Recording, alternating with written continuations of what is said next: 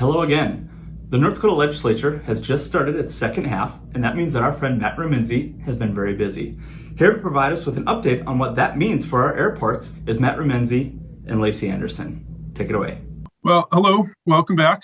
We are here for the 10:30 legislative update with the Association of North Dakota.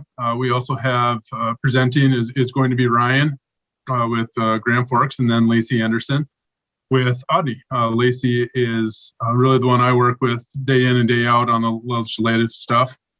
She also with Audney is Shane Gettle and Don Larson, and they help Lacey out with some of it as well while we're up there. But Lacey is our main contact. She does a great job for us, and she's gonna Ryan and Lacey will kind of help me as we go through the legislative agenda here this morning. So, all right. Why are my slides not working?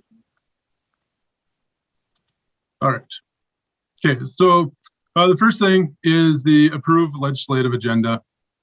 We approved the legislative agenda last March at our business meeting, and we put in basically 4 focuses, and they were maintain the Aeronautics grant funding, support the Aeronautics Commission, and whatever their request was that they wanted moving forward. So we were able to do that, and then we also had a goal of developing language to establish a loan program for airports in North Dakota, and that was through the Bank of North Dakota.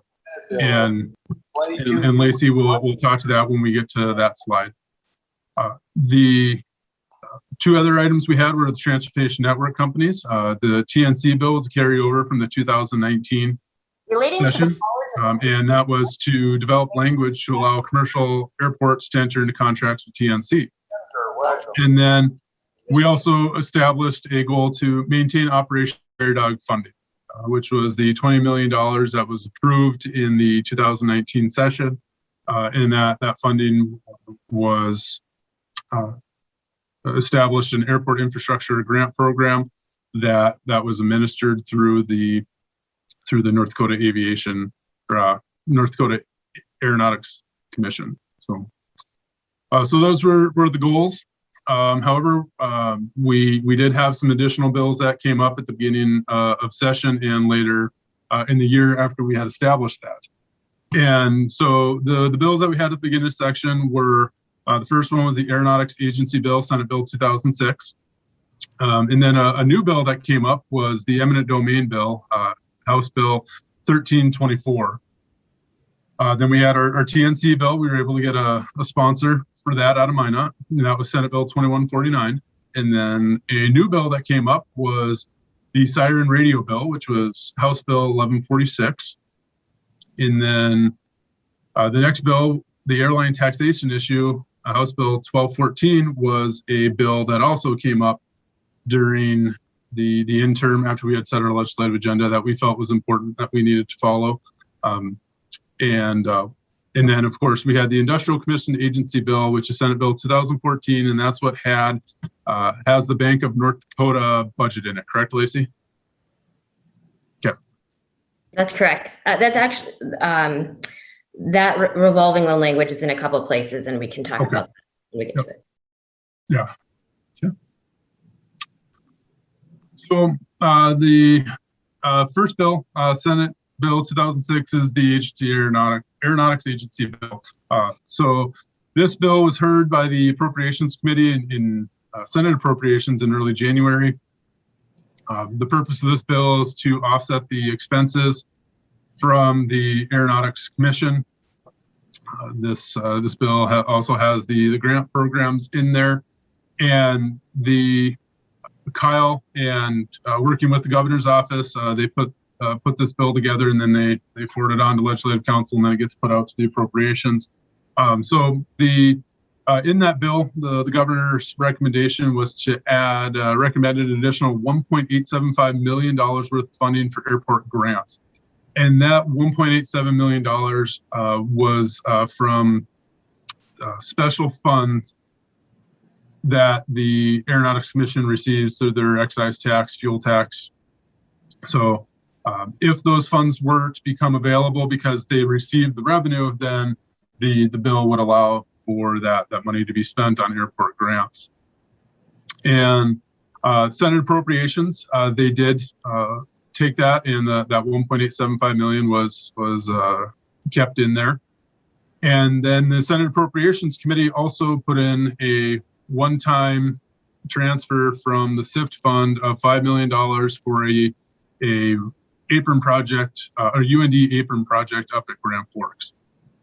So that was what bill went to the floor, and that bill was approved by the Senate as a whole, and now is being heard by House Appropriations Government Ops Division actually this Thursday. So Kyle will be presenting there, and Ryan will also be presenting on behalf of both the Grand Forks and I think A&D a little bit. And then as past president, I'm going to also put in some testimony, essentially the same testimony that I provide to the Senate in January.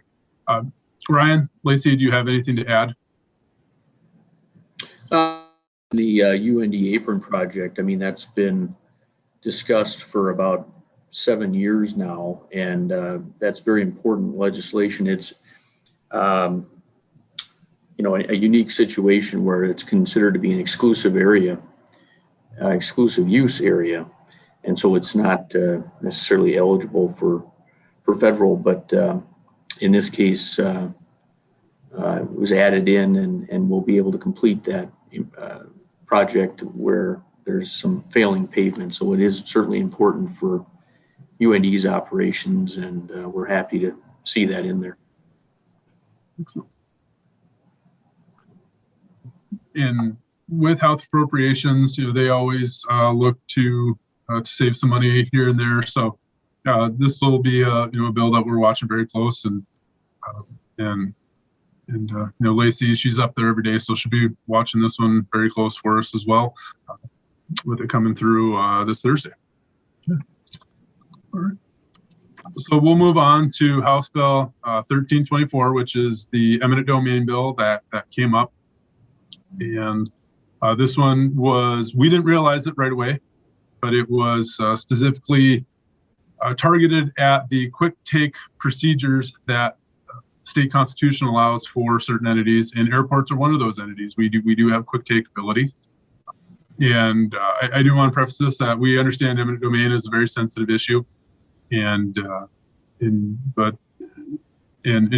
been cautious about that. But what this bill did was it added penalties to the quick take proceedings, and it also restricted the zoning after the eminent domain proceedings were applied.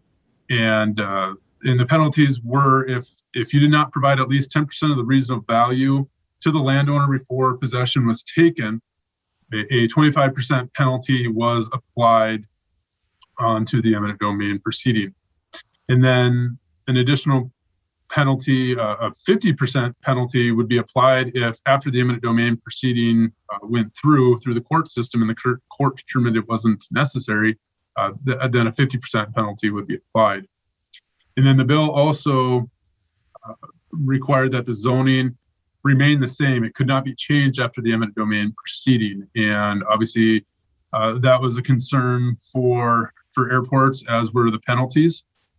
And so I shouldn't say Ryan, he put together some great testimony in opposition to this bill. And he focused on what is reasonable value, focused on the in-depth process that an airport governing body must go through because of federal requirements to get reimbursed through the FAA AIP program.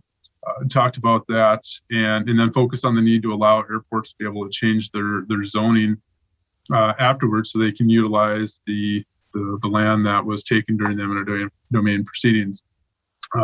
Ryan did an excellent job in transferring that message to the committee, and the committee was receptive to that. In addition to the Airport Association opposing this, the League of Cities opposed it, the North Dakota Association of Counties opposed it, and although there was no oral testimony, I believe it was one of the water districts opposed it as well. Their lobbyist was up there the day of, and I think he provided some written testimony. In addition to the Airport Association, Fargo Airport provided written testimony on this bill as well. And the bill did come out of committee with some amendments. They kind of changed things up a little bit. So instead of reasonable value, which that's very open and ambiguous, they tied it down to fair market value, which is something that Ryan really pushed. And then they also changed the zoning requirement. So it was only if it's a right-of-way take that the zoning had to remain the same. So even with those amendments, it still came out of committee with a do not pass recommendation. And that do not pass recommendation did hold up on the floor. It failed on the floor, 17 yeas, 77 nays. So the bill failed and it is not moving forward at this time. Ryan, you kind of took the lead on that bill. Do you have anything to add? Oh, I think you covered it well, actually. Sure. Hit all the points, and certainly, like you say, it is a sensitive subject for many people. But we looked at it purely from an airport standpoint, and in some cases, needing the flexibility to keep important projects on track is a priority. Especially, some of them may be safety related, and so the provisions that were in here were going to be hurtful to airports in general, is what we believed.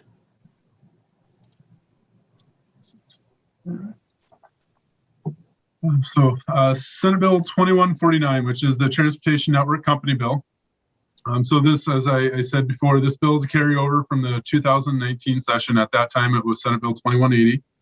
And this bill is it allows commercial service airports the ability to enter into an agreement with the Transportation Network Company. And the bill was heard in early January by the Senate Transportation Committee. The Airport Association and Fargo provided oral testimony. Bismarck provided written testimony on that bill. During the hearing, the legislators had a few questions for me. They want to know how an airport would handle a TNC that refuses to sign an agreement. They had some questions on, well, how what type of cost a TNC would see, what type of and how those fees would be applied, and they also want to know what airports were assessing fees. So, I was able to handle all those questions. Just let them know that in the event that a TNC refuses to sign a contract, an airport's going to want to understand why, and they're going to continue working with that TNC until they can come to a reasonable conclusion. What I think they're trying to aim at, and Lacey, correct me if I'm wrong, but there is an opposition out there that's opposing this bill, and they're worried about airports being able to basically exclude them or restrict them from operating at the airport. And I think that's kind of what that question is tied to is, what happens if they don't? Are you going to basically, restrict them from operating at the airport? And no, that's not going to be the case. We're going to want to continue working with them to make sure that their business grows. And, if we were to restrict or give exclusive rights to somebody else, that's not going to be beneficial for the airport or the TNC. And that's kind of how I answered it. And I think that question's tied to that opposition. Is that correct, Lacey? That's correct. I think it kind of ties into the opposition we saw last time, is the concern that the airports will hold all the power over the TNCs and they won't be allowed to actually do pickups. And then that will increase costs for consumers, or the fees will be so high that they'll get passed on to consumers. We also heard that the fees will get passed on to the drivers. I think that was a concern we'll want to make sure we address this time around. Mm-hmm. That was brought up by Dustin Gravelo, who is a Uber driver, I believe. I think for the most part, we can answer all those questions to their, approval. So I think you did a nice job with that. And like I said, we'll make sure to address some of those other questions again this week. Excellent. Yeah. Yeah, and that hearing is actually on Thursday. It's actually the same time as Kyle's agency bill hearing. So I will be at the TNC bill, but I am providing the written testimony, as I said. But yeah, so the TNC bill was passed by the Senate by a good margin, and now again it's being heard by the House Transportation Committee. And one of the other concerns too that was brought up was that this bill gives airports more control than its governing bodies, and that's not true. And I addressed that in my testimony to the House, and that any contract that Minot, Bismarck, Williston as city departments, our contracts are going to have to get approved by the city commissions. And as an airport authority, airport authorities have rights and powers under North Dakota Century Code that allows them the ability to enter into contracts. So this does not, all governing bodies have to approve this, would have to approve a contract with TNC. So there is oversight by the governing bodies on this. It's just not airports out doing whatever they feel is appropriate without any oversight. So I feel our chances are good with the Transportation Committee. They're a little bit tougher committee, but I think once we get in front of them and talk it through, they'll understand, and it's really a no surprises bill. And one of the other things we did, I should mention on the TNC bill, is we did clean it up a little bit from last session. So it really focused just on just airports, and only being able to allow enter into an agreement with the TNC, and it lists off, for operational considerations, fees, that type of stuff. So really limited it down, pretty straightforward bill. So I'm confident we'll get it through the House, and we'll know more come Thursday, and I'll have that an update in the next legislative update that comes out. So moving on to HB 1146, which was the SIRN radio bill. This was one of the bills that came up in between the association approving the legislative agenda and the session. We felt this bill was an important bill. What SIRN stands for is a State Interoperability Radio Network, and it's what SIRN is it's a radio project that's being implemented statewide, and it requires a new type of radio that has certain abilities on an 800 megahertz radio frequency. So first responders over the course of the next 4 or 5 years have to update their radios. And this is a cleanup bill from the 2019 session. And in this bill, what it does is it provides a $1,500 per radio discount to political subdivisions in non-governmental emergency agencies, so like private ambulance services that operate within communities. And what this bill did was, being that airport authorities are a political subdivision, airport authorities are able to receive that $1,500 discount per radio for their airport emergency departments. And I'm not aware, I know all the commercial airports obviously have their firefighting and have the radios. I'm not sure what general aviation airports do, but with this bill, the general aviation airports that have emergency band radios would now be eligible for that $1,500 discount as well. So with this bill, Vice President Reesener provided testimony in support. And it was approved by the House and is going to be voted on by the Senate soon. The Senate had their committee hearing a couple weeks ago, or last week. Last week, yep. Yep, last week, and it came out of committee unanimously, do pass, and then it is on the Senate calendar for this afternoon. It's the second bill, so yeah, I'll be watching it. I'm assuming it's going. I have no concerns that it won't get passed. Again, it was a cleanup bill. In 2019, they appropriated all the money, but the way they had the bill written was it was only for fire departments of a city and police departments. So now it opens it up to what it was actually supposed to be originally, which was all the political subdivisions and non-governmental emergency agencies. So, and what's unique about this bill is it does have an emergency clause. So the funds will become available upon approval by the governor whenever he signs it after it comes out of the Senate. Anything to add? If I can, Matt, I would just Absolutely. make a couple of comments. These 800 megahertz digital radio systems, the capabilities are just fantastic.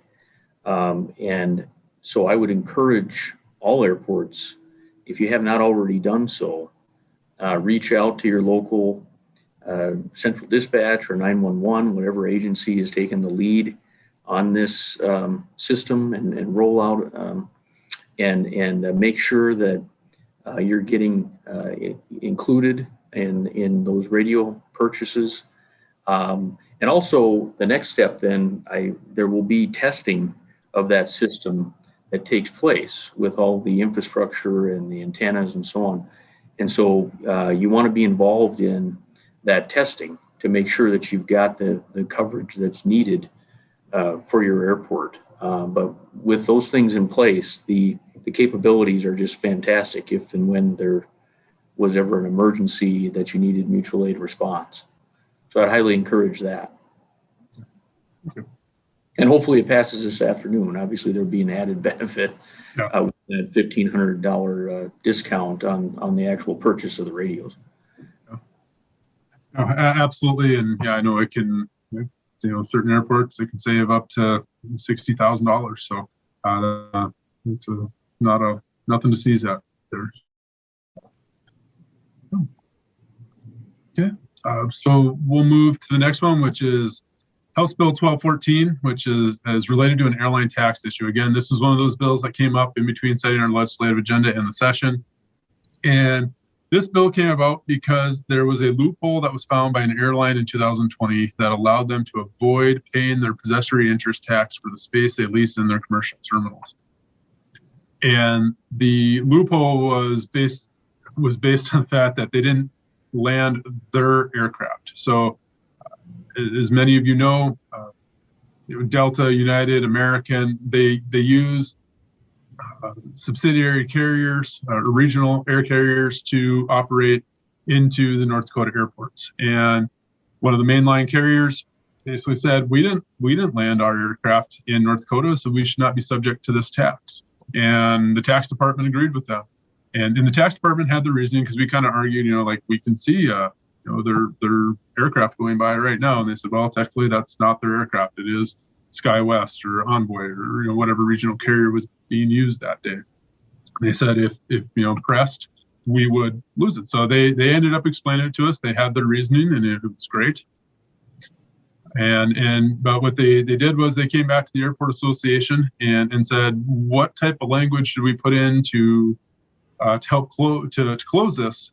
And we need language that, industry specific language to help us do that. So the commercial airports and Aeronautics Commission got together, had several meetings with the Tax Commissioner's office and on ourselves, and we came up with some industry specific language, and a lot of it came out of the leases that we have with the airlines, and we were able to then include the Tax Commissioner's office took that, they created a bill, they allowed us to review it.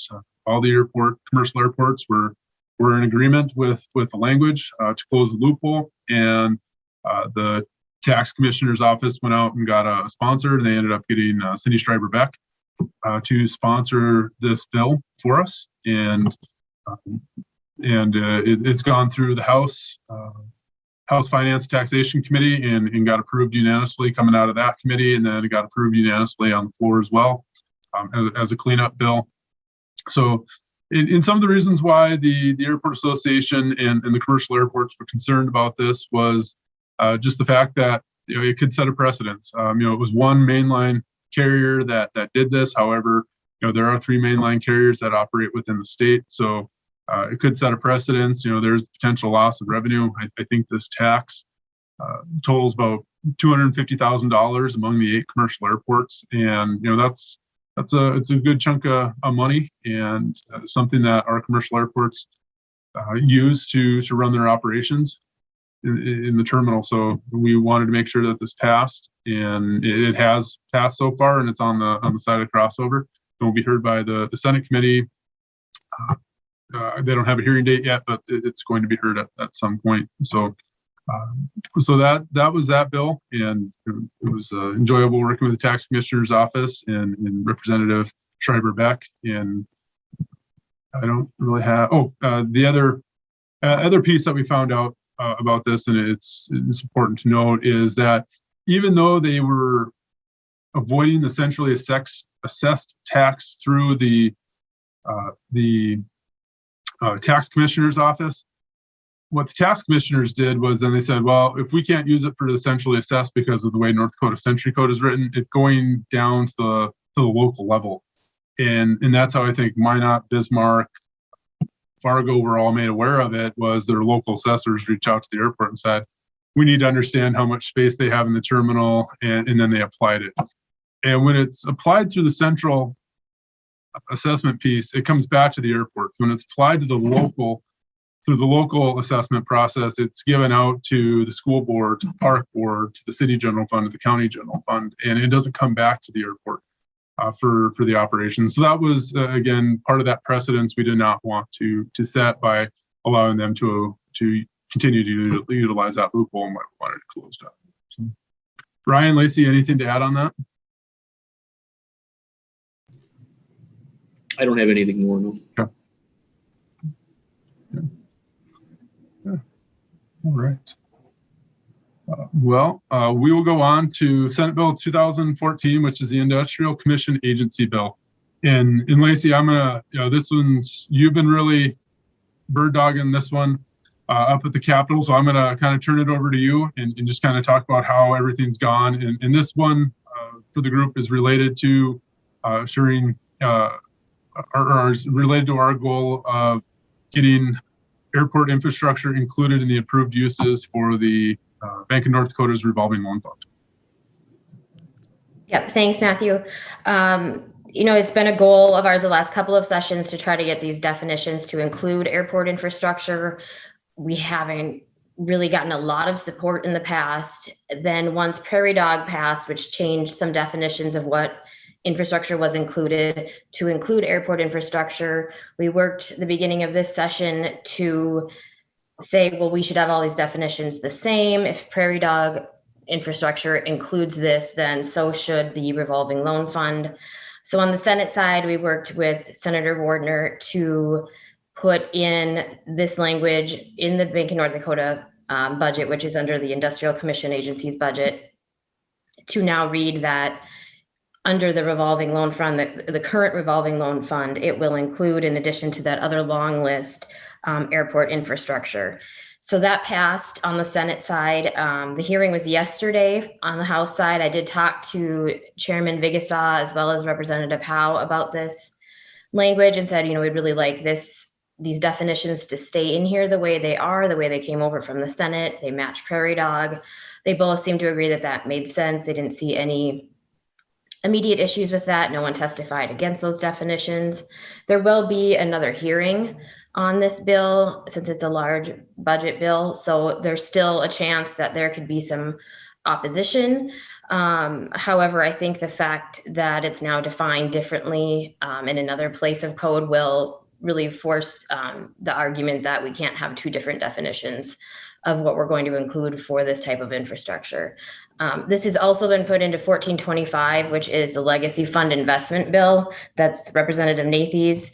They took this exact language and put that in as their definitions for how that bill will operate and what projects are allowed to be included. So I think that further helps our argument here, because that bill has passed the House and is in the Senate this week, I believe.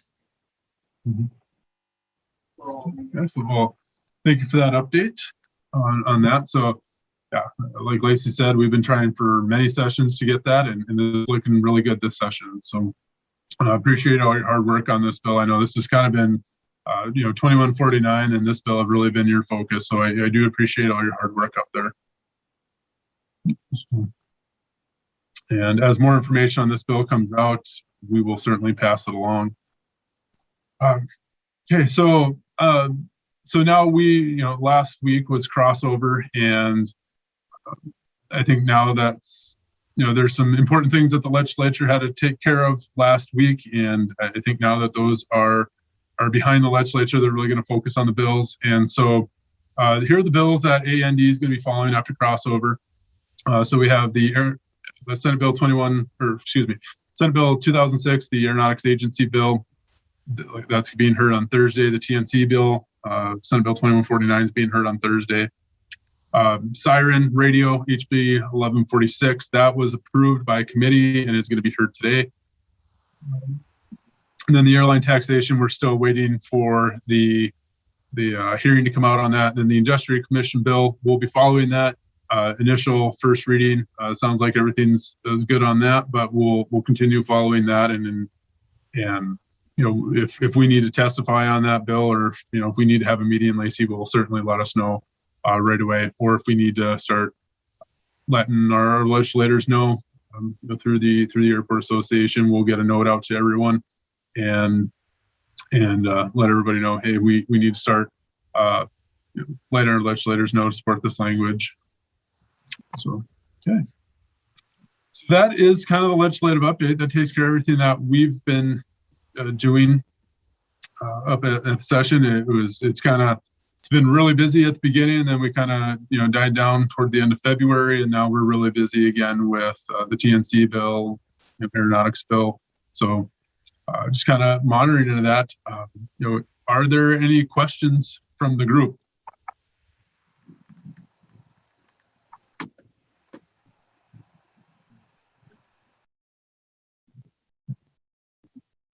No, we have no questions at this time. No questions at this time. Okay. Ryan or Lacey, is there anything you want to add as we conclude this presentation? Go ahead. I think I would just add as much as possible to reach out to legislators on some of these bills, especially since we have more of them on the House side this time. There's a lot more members to talk to, and they get very busy with these bills. So when you have a chance to reach out to your legislators and just give your support, I think that's really helpful. They do like hearing directly from those who are affected. Yeah, and to that end, I know Matt sent out a kind of a call to action email earlier, and those are really helpful. And at a minimum, reaching out to your legislators that represent areas around you to have that name and a face coming from their local district, I think is important. So the more we can do that, the better. And now whether that email comes from Matt or me, we'll make sure that that's getting out. So just watch that and please do respond to those.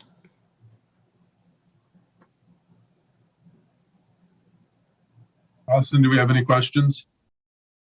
No, you have no questions at this time, guys. Okay. All right. Well, since we don't have any questions, I would say we are finished. Thank you, everyone, for taking the time today. Lacey, Ryan, thank you for being on as presenters. And with that, we'll close it out. Thank you, everyone.